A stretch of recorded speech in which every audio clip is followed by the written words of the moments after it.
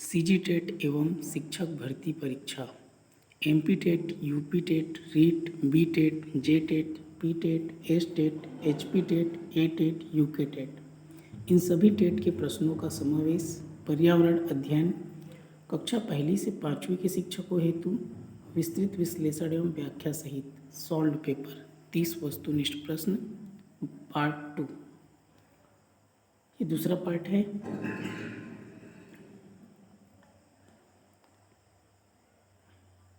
पहला प्रश्न है, सन 1853 में भारत की पहली यात्री ट्रेन चली थी बम्बई से थाड़े के बीच।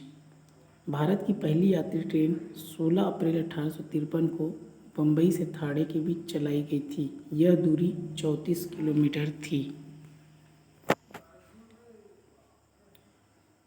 एशिया का सबसे बड़ा पशु मेला आयोजित होता है सोनपुर में। एशिया का सबसे बड़ा पशु मेला सोनपुर में आयोजित होता है। सोनपुर मेला बिहार के सोनपुर में हर साल कार्तिक पूर्णिमा नवंबर-दिसंबर में लगता है। यह विश्व में आयोजित किया जाने वाला अपनी तरह का एकमात्र मेला है। हाथी बाजार इस मेले का प्रमुख आकर्षण है। राष्ट्रीय एकता परिषद की स्थापना हुई 1961 में। राष्ट्रीय एकता परिषद NIC की स्थापना 1961 में अनेकता में एकता के सिद्धांत पर केंद्रीय सरकार द्वारा दिल्ली में हुई राष्ट्रीय सभा में लिए गए निर्णय के साथ हुआ। इसमें अध्यक्ष के रूप में प्रधानमंत्री, केंद्रीय गृह मंत्री, राज्यों के मुख्यमंत्री, राजनीतिक दलों के 7 सदस्य तथा प्रधानमंत्री द्वारा मनोनीत 7 अन्य सदस्य शामिल होते हैं। राष्ट्रीय एकता परिषद सांप्रदायिकता, जातिवाद, क्षेत्रवाद की समस्याओं को दूर करने के तरीकों की तलाश करता है। समता के अधिकार का उल्लेख संविधान के किन अनुच्छेदों में मिलता है? अनुच्छेद 14 से 18। संविधान के तीसरे भाग में 6 मौलिक अधिकारों का वर्णन किया गया है। ये अधिकार है समानता का अधिकार अनुच्छेद 14 से 18, स्वतंत्रता का अधिकार अनुच्छेद 19 से 22, शोषण के विरुद्ध अधिकार अनुच्छेद 23-24, धार्मिक स्वतंत्रता का अधिकार अनुच्छेद 25 से 28, सांस्कृतिक व शिक्षा का अधिकार अनुच्छेद 29-30, संवैधानिक उपचारों का अधिकार अनुच्छेद 32।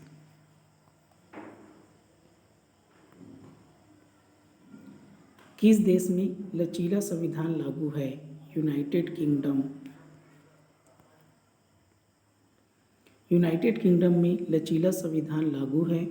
यूनाइटेड किंगडम का संविधान प्रकृति में लचीला है और उसे आसानी से संशोधित किया जा सकता है।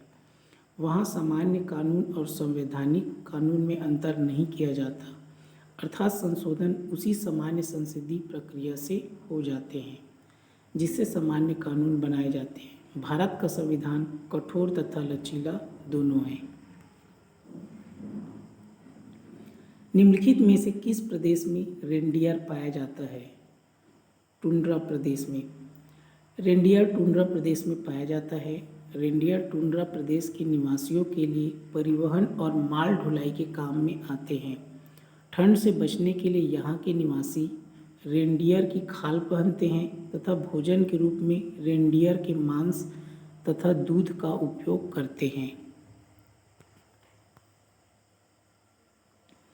निम्नलिखित में से कौन सा एक शीतोष्ण घास प्रदेश नहीं है?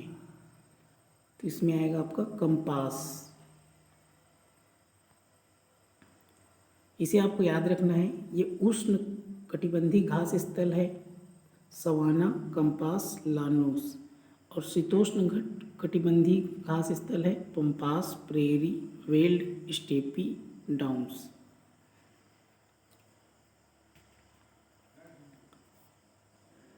इसको आप इस प्रकार याद रख सकते हैं, जैसे देश का नाम याद रखना है तो जैसे पंपास है तो अर्जेंटीना है, तो पंपास, जैसे कंपास आप जानते हैं कंपास किसका बना होता है? टीने का, तो क्या हो जाएगा? कंपास से पंपास तो अर्जेंटीना टीना का बना होता है। तो उसके बाद जैसे ये डाउन्स है ऑस्ट्रेलिया का, तो इसको याद रखेंगे। ऑस्ट्रेलिया में क्या है? क्रिकेट, तो क्रिकेट ऑस्ट्रेलिया के लोग क्रिकेट में कभी डाउन नहीं होते, तो इसको आप याद रख सकते हैं ऑस्ट्रेलिया का डाउन्स।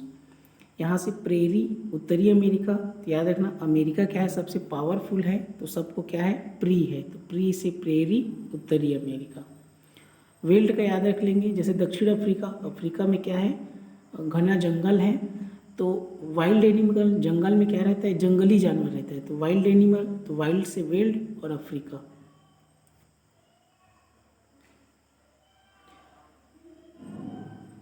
वैसे इसका अफ्रीका दिया पूर्वी अफ्रीका, तो जैसे उसमें सघन वन रहता है, तो सघन वन से सवाना अफ्रीका।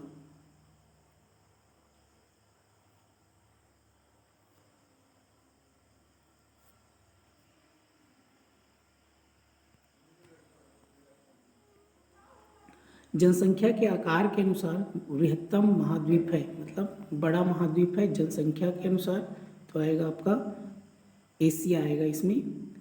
एशिया महाद्वीप में क्या है सर्वाधिक जनसंख्या है। प्रश्न 9, भारत में थारू जनजाति कहाँ निवास करती है, तो इसका आएगा आपका उत्तर प्रदेश के तराई क्षेत्र में, उत्तराखंड में, तो इसका ए और बी दोनों आएगा आंसर। इसका ए और बी। थारू उत्तर प्रदेश के तराई क्षेत्र में निवास करने वाली जनजाति है जो पश्चिम में नैनीताल उत्तराखंड से लेकर पूर्व में देवरिया जनपद तक पाई जाती है। ये हिंदू धर्म मानते हैं तथा हिंदुओं के सभी त्यौहार मनाते हैं। यह दीपावली के त्यौहार को शोक पर्व के रूप में मनाते हैं। नोट, आयोग ने उसका उत्तर ए और बी दोनों माना है। भिलाई इस्पात संयंत्र स्थित है छत्तीसगढ़ में।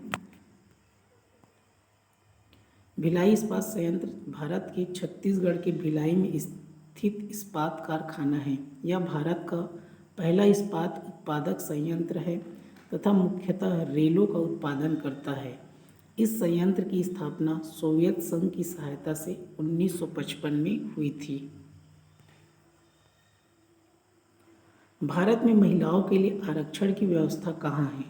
पंचायती राज संस्थाओं में। भारत में महिलाओं के लिए आरक्षण की व्यवस्था पंचायती राज संस्थाओं में है। इस संस्था में यह व्यवस्था की गई है कि आरक्षण के मसले पर महिलाओं के लिए उपलब्ध कुल सीटों की संख्या, इसमें वह संख्या भी शामिल है जिसके तहत अनुसूचित जाति एवं जनजाति की महिलाओं को आरक्षण दिया जाता है, 1/3 से कम न हो। इसके अतिरिक्त पंचायतों में अध्यक्ष व अन्य पदों के लिए हर स्तर पर महिलाओं के लिए आरक्षण 1/3 से कम नहीं होगा। किसी राज्य के राज्यपाल की नियुक्ति के लिए कम से कम क्या उम्र होनी चाहिए? 35 वर्ष। राज्यपाल राज्य का कार्यकारी प्रमुख होता है। राज्यपाल न तो जनता द्वारा सीधे चुना जाता है, न ही अप्रत्यक्ष रूप से राष्ट्रपति की तरह संवैधानिक प्रक्रिया के तहत उसका चुनाव होता है। उसकी नियुक्ति राष्ट्रपति के मुहर लगे आज्ञा पत्र के माध्यम से होती है। संविधान ने राज्यपाल के रूप में नियुक्त किए जाने वाले व्यक्ति के लिए 2 अर्हताएं निर्धारित की है। वे है, उसे भारत का नागरिक होना चाहिए, वह 35 वर्ष की आयु पूर्ण कर चुका।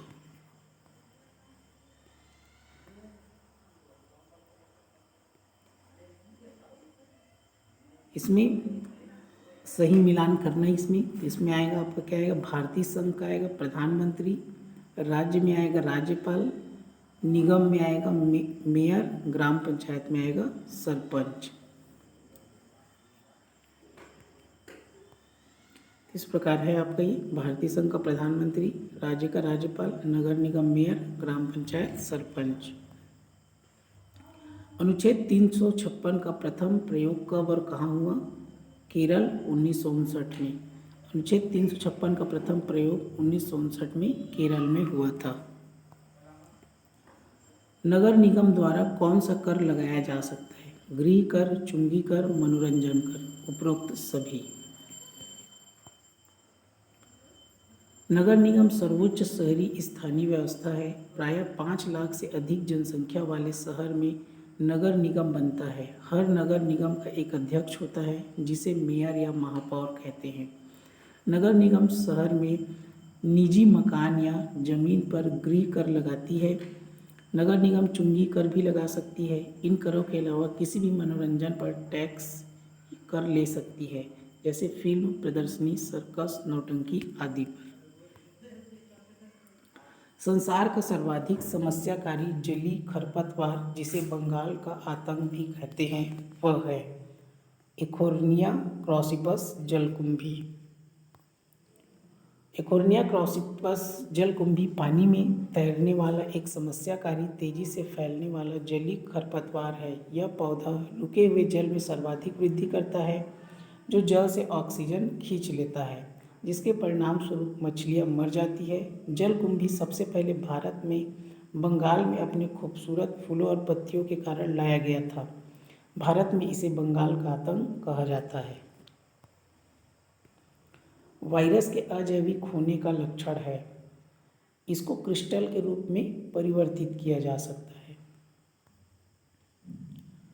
विषाणु को जैविक और अजैविक के बीच संयोजक कड़ी माना जाता है। विषाणु के अजैविक लक्षण: विषाणुओं को बड़े बड़े क्रिस्टलों के रूप में परिवर्तित करके निर्जीव पदार्थों की भांति बोतलों में बंद करके रखा जा सकता है, फिर भी क्रिस्टल प्रभावी अर्थात संक्रामक बने रहते हैं। विषाणु के जैविक लक्षण: वायरसों में माप, आकृति एवं संरचना के लक्षण निर्जीव वस्तुओं की भांति अनिश्चित न होकर सजीवों की भांति निश्चित एवं स्थायी होते हैं तथा सजीव तंत्रों के संगठन में भाग लेने वाले विविध पदार्थों में से ही दो प्रमुख पदार्थों के बने होते हैं। पादप हार्मोन जो फलों को पकाने में सहायता करता है, इथाइलिन। इथाइलिन गैसीय अवस्था में पाया जाने वाला पादप हार्मोन है। इस हार्मोन का निर्माण पौधे के प्रत्येक भाग में होता है। यह हार्मोन कच्चे फलों को पकाने में सहायता करता है। स्वतंत्र रूप से भूमि में रहने वाला अवायवीय जीवाणु जिसमें नाइट्रोजन स्थिरीकरण की क्षमता होती है, वह है क्लॉस्ट्रीडियम। क्लॉस्ट्रीडियम एक ग्राम पॉजिटिव रॉड के आकार का बैक्टीरिया है। यह स्वतंत्र रूप से भूमि में रहने वाला अवायवीय जीवाणु है जिसमें नाइट्रोजन स्थिरीकरण की क्षमता होती है। ये जीवाणु वायुमंडलीय नाइट्रोजन को नाइट्रोजनी यौगिक जैसे नाइट्रेट में बदल देते हैं, जिसे पौधे आसानी से ग्रहण कर लेते हैं। जबकि राइजोबियम सहजीवी के रूप में लेग्यूमिनोसी कुल के पौधे जैसे मटर की जड़ों की गांठों में पाए जाते हैं। इन जीवाणुओं में भी वायुमंडल की स्वतंत्र नाइट्रोजन को नाइट्रोजन यौगिकों में बदलने की सामर्थ्य होती है। किस प्रकार का डीएनए कोशिका में सामान्य रूप से पाया जाता है? B DNA. वाटसन एवं क्रिक ने जिस डीएनए अणु की संरचना का प्रतिरूप प्रस्तुत किया उसे बी डीएनए कहते हैं। बी डीएनए सभी कोशिकाओं में सामान्य रूप से पाया जाता है। निम्न में से कौन अचल जीव का उदाहरण है? यूप्लेक्टेला। यूप्लेक्टेला पोरीफेरा संघ का जंतु है। ये अचल जीव है जो चलने में सक्षम नहीं होते तथा किसी दृढ़ आधार से चिपके रहते हैं। इसे वीनस की फूलों की टोकरी कहते हैं। प्रोटीन अणुओं की इकाई है अमीनो अम्ल। अमीनो अम्ल प्रोटीन के निर्माण की इकाई होते हैं। प्रोटीनों में अमीनो अम्ल पेप्टाइड बंधों द्वारा एक दूसरे से जुड़े होते हैं। लगभग 20 अमीनो अम्ल प्रायः सभी प्रोटीनों में पाए जाते हैं। अमीनो एसिटिक अम्ल CH2NH2 COOH सबसे सरल अमीनो अम्ल है। इस अम्ल को ग्लाइसिन कहते हैं। निम्न में से कौन सा अंगक पादप कोशिका में अनुपस्थित होता है? तारककाय। तारककाय पादप कोशिका में अनुपस्थित होता है। यह जंतु कोशिका में केंद्रक के समीप कोशिका द्रव्य में पाया जाता है। तारककाय के दो प्रमुख भाग हैं, एक को सेंट्रिओल और दूसरे को सेंट्रोस्फीयर कहते हैं। सेंट्रोस्फीयर कोशिका विभाजन में मदद करता है, जबकि लवक, रिक्तिकाय तथा सेल्यूलोज कोशिका भित्ति पादप कोशिका में पाई जाती है। मनुष्य के शरीर की सबसे बड़ी ग्रंथि है यकृत। यकृत मानव शरीर की सबसे बड़ी ग्रंथि है। यकृत कोशिकाओं से पित्त का स्त्राव होता है, जो यकृत नलिका से होते हुए एक पतली पेशी थैली पित्ताशय में सांद्रित एवं जमा होता है। यह विटामिन ए का भी संश्लेषण करता है। इसके अलावा यकृत ग्लूकोज को ग्लाइकोजन के रूप में संचित रखता है। पित्त का लगातार स्त्रावण करना यकृत का प्रमुख कार्य होता है। उत्तर प्रदेश का राजकीय पक्षी है सारस क्रेन। तो उत्तर प्रदेश का जो राजकीय पशु है बारहसिंगा, राजकीय पक्षी सारस क्रेन, राष्ट्रीय वृक्ष अशोक, राष्ट्रीय पुष्प पलाश। मोर हमारे देश का राष्ट्रीय पक्षी है, जबकि गौरैया दिल्ली का राजकीय पक्षी है। पूर्वा किस अधिवास में शामिल है? ग्रामीण। पूर्वा ग्रामीण अधिवास में शामिल है। इसके अलावा ग्राम फार्म स्टेट भी ग्रामीण अधिवास के अंतर्गत आते हैं। पूर्वा अधिवास गांवों में कई छोटी इकाइयों में प्रकीर्ण रूप से बसे रहते हैं। ये अधिवास सामान्यतः पश्चिम बंगाल, पूर्वी उत्तर प्रदेश, मध्य प्रदेश और तटीय मैदानों में पाए जाते हैं। कौन सा ज्वालामुखी पर्वत है? किलिमंजारो। किलिमंजारो तंजानिया में स्थित एक निष्क्रिय ज्वालामुखी पर्वत है। किलिमंजारो पर्वत दुनिया का सबसे ऊंचा मुक्त खड़ा पर्वत है और साथ ही साथ विश्व का चौथा सबसे उबरा पर्वत है, जो आधार से 5882 मीटर ऊंचा है। एलिफेंटा द्वीप स्थित है मुंबई तट पर। एलिफेंटा द्वीप मुंबई तट पर स्थित है। यह द्वीप एक लोकप्रिय पर्यटन स्थल है, जिसमें गुफा मंदिर एलिफेंटा गुफा है, जिसे चट्टानों से उकेरा गया है। मानसूनी वन पाए जाते हैं जहां वर्षा होती है 70 से 200 सेंटीमीटर। उष्णकटिबंधीय पर्णपाती वन भारत में सबसे बड़े क्षेत्र में फैले हुए वन हैं। इन्हें मानसूनी वन भी कहते हैं और ये उन क्षेत्रों में विस्तृत है जहां 70 सेंटीमीटर से 200 सेंटीमीटर तक वर्षा होती है। इस प्रकार के वनों में वृक्ष शुष्क ग्रीष्म ऋतु में 6 से 8 सप्ताह के लिए अपनी पत्तियां गिरा देते हैं। इन वनों में साल, सागौन, आबनूस, शीशम, चंदन, पीपल, सहतूत, अर्जुन आदि के वृक्ष मुख्य रूप से मिलते हैं। कार्बी एंग्लोंग पठार विस्तार है। प्रायद्वीपीय पठार का कार्बी एंग्लोंग पठार भारत के उत्तर पूर्वी राज्य में प्रायद्वीपीय पठार का विस्तार है। यह क्षेत्र जून से सितंबर के दौरान दक्षिण पश्चिम ग्रीष्म मानसून से अधिकतम वर्षा प्राप्त करता है। पठार की औसत ऊंचाई 300 से 400 मीटर होती है।